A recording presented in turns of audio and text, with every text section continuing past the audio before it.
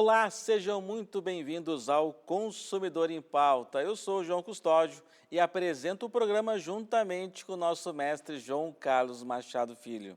E você que nos assiste já sabe, o programa é de utilidade pública com muita prestação de serviços e muitos esclarecimentos aqui para os nossos telespectadores aqui na TVE, na TV Pública dos Gaúchos. Então, se você tem dúvidas sobre direito do consumidor, direito do trabalho, direito imobiliário, direito de família e sucessões, direito previdenciário ou direito comercial, dúvidas na gestão do seu negócio, dúvidas tributárias como imposto de renda, mande a sua pergunta para nós no nosso e-mail consumidorempauta@tve.com.br e também pelo nosso WhatsApp 51 985 946 773. E hoje vamos falar sobre um assunto também que sempre recebemos muitas perguntas, leva o nome do programa, que é Direito do Consumidor. E quem está conosco hoje é um dos fundadores do programa, um grande conhecedor do tema, Dr. Santini. Seja muito bem-vindo. Tudo bem, João Custódio. Obrigado, estamos aí de novo. Então tá bom. Vamos para a nossa primeira pergunta do programa de hoje, que é o José, aqui da cidade de Esteio. Contratei um pacote de telefonia com fidelidade. Ocorre que a maioria dos serviços ofertados não funcionam adequadamente. Fiz vários protocolos junto à operadora e nada foi resolvido. Posso cancelar o contrato sem multa, doutor Santini? Claro, José. No caso desse cancelamento de contrato por falha e qualidade do serviço, ou a perenidade ou a continuidade permanente desse serviço, esse contrato de fidelidade, todos eles, oferecem uma condição melhor para o consumidor, de preço principalmente, mas em contrapartida o cara tem que ficar pelo menos um ano, E se antecipar a rescisão desse contrato e não tendo nenhuma falha no fornecimento de serviço, existe uma exigência de multa. Essa cláusula é legal. Quem regula os direitos e deveres nos contratos de fidelidade e coisa é o próprio Código de Defesa do Consumidor e as resoluções da Anatel. Então, normalmente esses contratos são por adesões e não existe, em tese, nenhuma cláusula abusiva. Como ele fez um contato prévio informando e tem protocolo que esse serviço tem descontinuidade ou apresentou falha, ele pode, por iniciativa própria e com a comprovação que o serviço não funciona, fazer a suspensão desse contrato sem pagar nenhuma multa. Digamos que a operadora não aceita. Bom, aí, José, imediatamente a gente recomenda você entrar em contato com a Anatel, que é a agência reguladora e fiscalizadora das operadoras, que pode ser por 32 30 19 01 ou pelo site, Faça uma denúncia fundamentada ou ainda o PROCON, etc. e descansa em paz. Cancela e a partir daí tu busca um outro plano de outra operadora.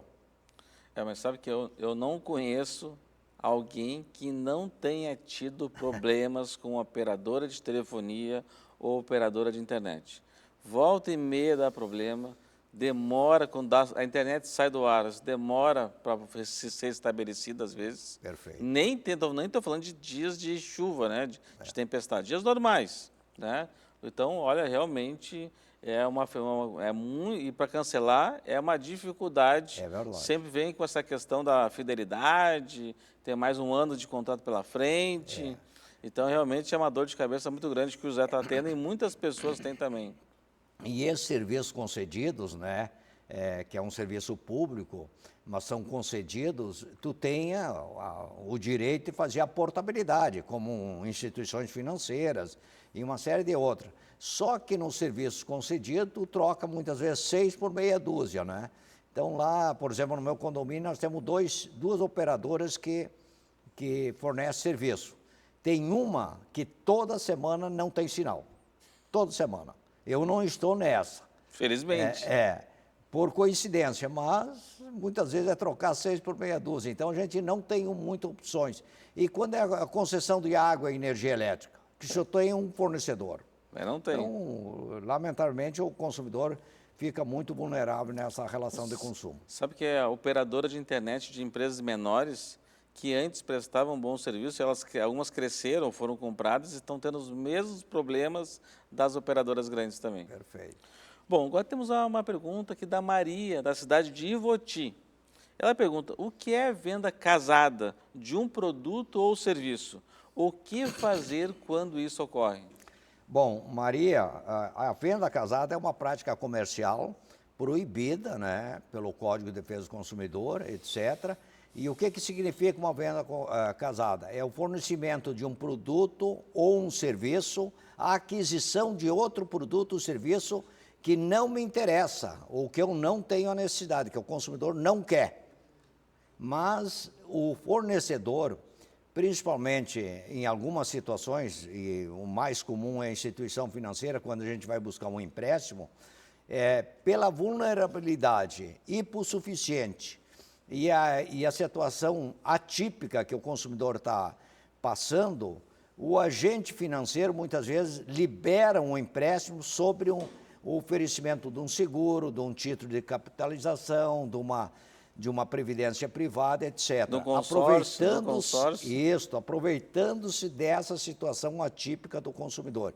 Isso é crime na relação do consumo, tem que denunciar imediatamente essa instituição ao Banco Central, denunciar no PROCON e denunciar na Delegacia do Consumidor. Aí, normalmente, a pessoa precisa do dinheiro e a condição que acaba muitas vezes aceitando, né, numa situação delicada do consumidor, porque precisa do dinheiro, aceitando um segundo produto ou serviço. Se ela fizer isto, mesmo que ela fez, que a pessoa tenha feito, ela pode fazer a denúncia depois e buscar, inclusive, dano moral. Não, porque isso eu estava dando uma consultoria para duas empresas agora, e no meu tempo, antigamente, era o título de capitalização que vendia. Hoje, acho que nem vende muito mais esse título de capitalização. Mas agora estão vendendo muito consórcio, que é um bom produto para muitas pessoas, é um ótimo produto, mas quando se exige que a pessoa adquira o consórcio para liberar uma linha de crédito, um cliente tinha 16 cartas de consórcio, pagando mensalmente por conta de empréstimos que precisou ao longo do tempo. Uma outra cliente que tinha um faturamento mensal de 60 mil reais, ela tinha um cheque especial de 80 mil, mais 6 cartas de consórcio que foi obrigada a comprar. Esse caso é típico, primeiro, denunciar o Banco Central, né? Porque esse agente financeiro e os consórcios também são regulados e fiscalizados pelo Banco Central, requer uma posição emergente em cima dessa instituição. Bom, temos agora o Leonardo, aqui da capital de Porto Alegre, do Rio Grande do Sul, nossa capital. Comprei eletrodomésticos numa rede de lojas. Perdi a nota fiscal. O que eu posso fazer para obter a minha garantia e a segunda via desta nota fiscal, doutor Santini? Boa pergunta, Leonardo. Primeiro, todo consumidor consciente não leva produto nem serviço sem o comprovante fiscal, seja cupom fiscal ou nota fiscal. É a única garantia que eu tenho para buscar meus direitos de manutenção técnica, etc., ou troca do produto por vício ou defeito. Então, Leonardo perdeu. É normal, isso é normal. É um procedimento que usos e costumes, nenhum fornecedor de bom senso deixa de fornecer uma segunda via da nota fiscal. Hoje as notas fiscais, normalmente, tudo online, não tem custo. Agora, devo dizer o seguinte, não existe nenhuma exigência legal de fornecer a segunda via da nota fiscal, mesmo que não tenha custo. Não, é usos e costume, não tem uma lei que obriga. Mas nenhum fornecedor deixa de fornecer a segunda via. Por quê? Ele vai perder o cliente. Não só aquele cliente, como esse cliente vai ter um efeito multiplicador que aquele fornecedor não gosta muito de consumidor. Então, aí o bom senso prevalece. E o respeito, né, principalmente na relação de consumo. Porque eles falam que um cliente satisfeito fala bem para 10, mas um cliente satisfeito fala para muito mais, né? Muito mais. Não, sabe que essa questão do Leonardo, né? Eu participo muito, eu ponho meu CPF em todos os notas fiscais que eu compro. Então, pelo aplicativo do Nota Fiscal Gaúcha, tu consegue consultar todas as tuas notas que tu comprou, que tu botou o CPF. Então, eu Perfeito. sempre, esses dias, eu estava precisando de uma nota e não estava achando, lembrei do aplicativo do Nota Fiscal Gaúcha e fui lá e tirei a segunda, peguei a minha segunda, dei um print na nota fiscal que eu estava procurando. Por causa do Rio Grande do Sul tem essa vantagem, desde que tu faça parte, seja cadastrado nesse programa da Nota Fiscal Gaúcha. Inclusive, ontem resgatei R$ 42 Viu? da Nota Fiscal Gaúcha. Bom, agora tem uma pergunta do Antônio aqui da cidade de Taquara. Recebi um cartão de crédito de uma operadora sem ter feito qualquer pedido. Entrei em contato com a operadora e avisei que não queria o cartão. Danifiquei e joguei ele no lixo. Mesmo assim, veio a fatura e colocaram o meu nome no SPC e Serasa. O que fazer, doutor Santini? Pois é, essa pergunta do Antônio de Taquara é recorrente, né? Nós, muitas vezes, não solicitamos nenhum tipo de cartão. Aí chega no nosso endereço um cartão. O que o Antônio fez foi o seguinte, entrou em contato com a operadora e diz, ó, recebi sem pedir, destruiu o cartão, não quero. Mesmo assim, foi lançado numa fatura, né, alguns débitos, ou o custo do cartão, etc. O Antônio fez certo, não deu bola nenhuma, não devo nada. O que eu devo fazer? Bom, logo em seguida veio o meu nome no Serasa SPC. Primeira coisa, entra em contato com a operadora, relata de novo e pega o número do protocolo. Feito isso aí, se não der baixa dessa situação e a retirada do nome dele do Serasa e SPC, que tem que ser até em 5 dias úteis, tem que ser, antigamente era imediata, mas agora é o prazo de 5 dias. Se não sair isso, ele procura a justiça. Para quê? Para não pagar, né? Ele não pagou e não vai pagar, e tirar o nome imediatamente e dano moral, porque criou um transtorno, né? Uma preocupação, e ele está com o nome negativado. Então, o Antônio deve fazer exatamente isso. Mas, normalmente, no primeiro contato com a operadora de bom senso vai pedir desculpa, vai tomar as providências e zerar esse passivo. Muito bem. Ótimos esclarecimentos até aqui, mas temos que fazer um rápido intervalo, é bem rapidinho, já voltamos.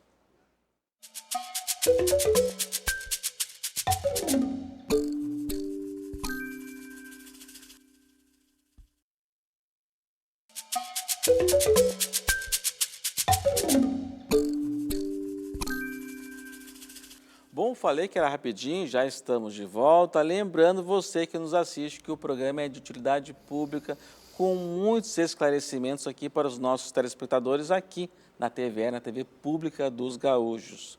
E se você tem dúvidas sobre direito do consumidor, direito do trabalho, direito imobiliário, direito de família e sucessões, direito previdenciário ou direito comercial, mande a sua pergunta para nós no nosso e-mail consumidorimpauta@tve.com.br e também pode mandar pelo nosso WhatsApp. Já aproveita, já salva aí no seu aparelho, o número é o 51 985 946 773. E hoje aqui no programa estamos falando sobre direito do consumidor e quem está conosco aqui hoje é o Dr. Santini, uma pessoa que sabe muito sobre o tema. A gente está aqui esclarecendo todas as dúvidas dos nossos telespectadores no programa de hoje. Bom, a nossa primeira pergunta do bloco é do Pedro, da cidade de Osório. Tem um plano de saúde particular.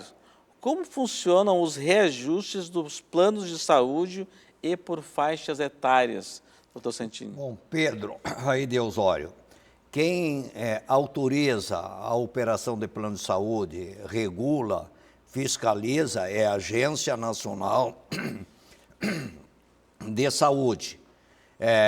Já vou fornecer um contato para qualquer situação de plano de saúde, é o 0800 701 96 56. Esse é o contato direto que tu pode fazer qualquer consulta ou reclamação. Os planos de saúde individuais, os contratos que regulam os planos de saúde individuais ou familiares, são regrados e são aprovados esses contratos pela Agência Nacional de Saúde. Tem 2 tipos de reajuste. O reajuste anual, né, que sempre vai acontecer no aniversário do contrato, ou seja, após o primeiro ano. Digamos que eu contratei um plano de saúde em maio desse ano. Então, esse reajuste só vai acontecer em abril do ano que vem. É uma vez por ano. E é o valor máximo que a agência estabelece. No caso de maio de 2023 a abril de 2025, foi 6,91. Esse foi o índice de reajuste anual. Agora, Pedro, nós temos a situação de reajuste por faixa etárias. E aí nós temos assim, um reajuste para a faixa etária de 0 a 18 anos, de 19 a 23, depois de 23, de 24 a 28, 29 a 33, e aí vai, né? Até a última faixa, que é os 58 anos. Faixa etária, são reajustes anuais e podendo ter, nesse período, o reajuste por faixa etária. Agora, um detalhe, entre o primeiro reajuste da faixa etária e o último reajuste da faixa etária, não pode ser mais do que 6 vezes. Então, lá do 0 ao 18, teve 5%, né? Enfim, ou seja, 6 vezes seria talvez 600%, né, no total. Então, não pode ser superior a isso, então tem um limite. Nós tivemos uma situação aqui em Porto Alegre, que a gente fez uma mediação por solicitação do Poder Judiciário.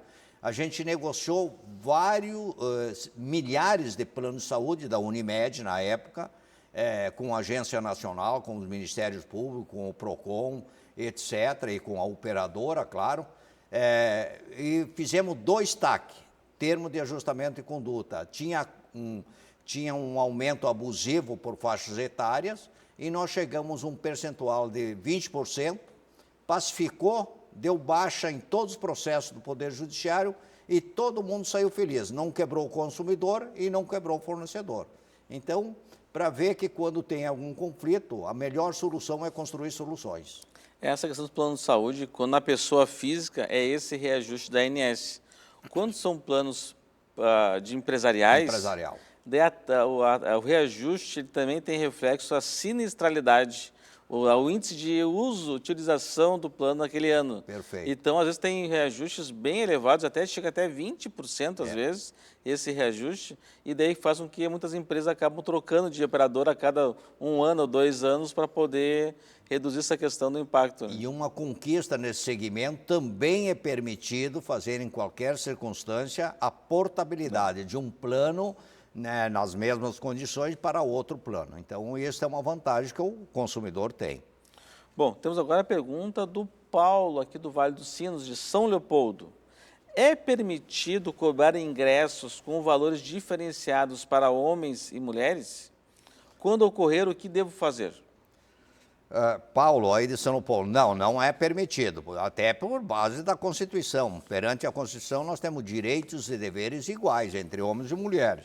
E uma prática desse tipo, né, que é ilegal e abusiva, viola o princípio da dignidade humana, né, desrespeita o princípio de isonomia e coloca a mulher em desigualdade ao homem. Então, é uma prática discriminatória. Por que a mulher não tem as mesmas condições, se a Constituição garante, que o homem?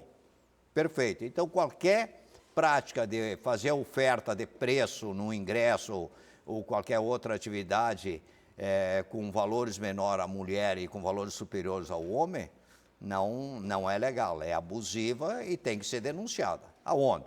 Bom, dentro do segmento que está praticando essa prática abusiva e no próprio PROCON, ou, enfim, ou na própria Ministério Público, porque é uma prática que atinge uma coletividade de consumidores. Acho que eu vejo assim, estabelecimentos noturnos tem uma diferença, às vezes eu vejo uma diferença, não sei se também se aplica nesse caso que a mulher tem um desconto no valor da entrada. Não poderia também nesse caso? Aí eu acho que o homem deveria exigir o mesmo direito da mulher, até por princípio de tratamento digno e isonômico. Bom, temos agora a pergunta da Josefina, da cidade de Canoas. É legal o fornecedor não permitir compras fracionadas em grandes atacadistas? O que eu devo fazer, doutor Santini? Essa prática de não fornecer produtos fracionados aos consumidores é ilegal. Até porque, por quê? Por que eu vou levar uma quantidade que tem prazo de validade?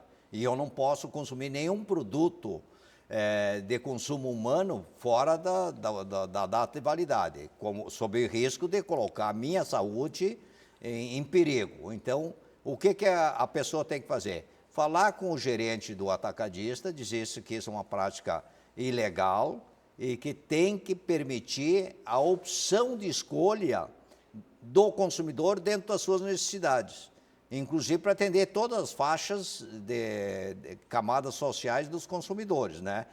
Por que eu tenho que levar 10 quilos se eu posso levar 2, ou tenho dinheiro para pagar apenas 2? O que ele pode, e é uma prática legal, é colocar que produto no atacado, por fardo, etc., tem um preço diferenciado. Agora, deixar de apresentar esse produto de forma de quilo ou de unidades, etc., é ilegal. Tem que ser denunciado aonde? PROCON, Delegacia do Consumidor, porque é uma prática abusiva. Bom, do Santini, eu vejo muito também nos atacarejos, né? Supermercados que estão crescendo muito no nosso estado aqui, em que tem essa questão da compra. Eu vejo as compras fracionadas, mas tem um desconto na compra de um fardo. Né? Um fardo de água, um fardo de vários produtos, né? Um quantitativo maior, eles têm essa diferenciação. Então, eles estão atendendo à legislação nesse caso. Eles podem cobrar um valor menor por uma quantidade de um fardo, por exemplo. Perfeito, isso é legal, isso é legal. O que não pode o atacadista deixar de oferecer esse produto de forma fracionada. Porque aí tem a ver com segurança, tem a ver com o poder aquisitivo do consumidor.